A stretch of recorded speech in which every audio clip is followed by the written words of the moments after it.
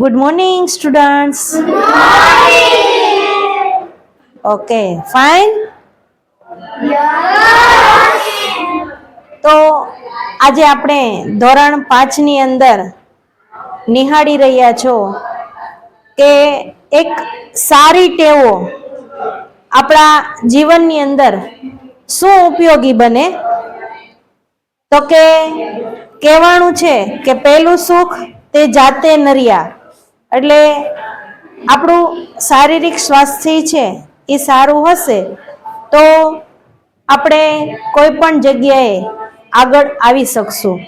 તો the innovative સ્કૂલના બાળકો ખૂબ સારો એવો પોતાની કુશળતાથી એક પ્રોજેક્ટ બનાવ્યો છે કે સવારે વહેલા ઉઠીને આપણે બ્રશ કરવું જોઈએ, સ્નાન કરવું જોઈએ, આપણા જયમાં પહેલા હાથ ધોવા જોઈએ, જયમાં પછી હાથ ધોવા જોઈએ, હંમેશને માટે આપણું ઘર છે એ ચોખ્ખું રાખવું જોઈએ, તેમજ નાહીને સ્નાન કરીને આપણા કપડાં છે એ સ્વચ્છ અને સુઘડ પહેરવા જોઈએ, અને આપણે કચરો છે એ હંમેશને માટે ડસ્ટબિનની અંદર જ નાખવો જોઈએ. ઘણા બધા બાળકો એવા હોય છે કે ઘરે જઈ અને પોતાની વસ્તુ છે ગમે ત્યાં ફેંકી દેતા હોય. તો આ પ્રોજેક્ટનો હેતુ એ છે, જે ઇંગ્લિશનો પ્રોજેક્ટ છે, કે બાળકો છે એ સારી ટેવો પાડે, પોતાના દાંત સાફ કરે, રોજ સ્નાન કરે, હાથ ધોવે, પોતાનું ઘર ચોખ્ખું રાખે, પોતાની શાળા પણ ચોખ્ખી રાખે, અને કચરો હંમેશને માટે છે એ કચરા પેટીમાં જ નાખે, જ્યાં ત્યાં કચરો ફેંકે નહીં, એ હેતુથી.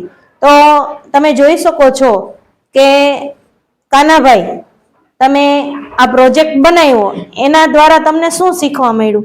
અમને શીખવા મળ્યું કે કચરો ક્યાંય ફેલાવો નહીં. વેરી ગુડ બેટા. માહી બેટા, તમને શું જાણવા મળ્યું કે સારી ટેવોમાં તમે શું શીખશો? અમે શીખશું કે રોજ સવારે બ્રશ કરવું, પછી ખાધા પહેલા હાથ ધોવા વગેરે શીખશું. વેરી ગુડ, સરસ. ચાલો શ્યામભાઈ, તમે શું શીખા આ પ્રોજેક્ટમાં? Very good. હા, ગંદકી ફેલાવશો નહીં. ખ્યાતભાઈ, તમે શું શીખ? બ્રશ કરવું, હાથ ધોવા.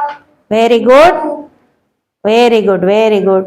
જેટલું તમે શારીરિક સ્વાસ્થ્ય છે એ સ્વચ્છ રાખશો એટલો તમને ભવિષ્યની અંદર પણ ફાયદો કરાવશે.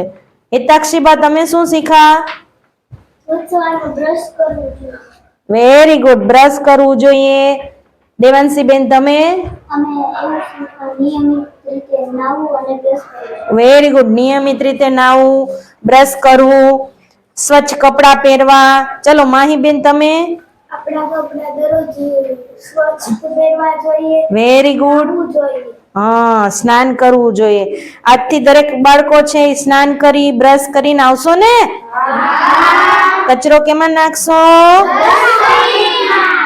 ઘર કેવું રાખશો? તમે કેવા રહેશો? સ્વચ્છ. Very good. Okay, thank you. Thank you.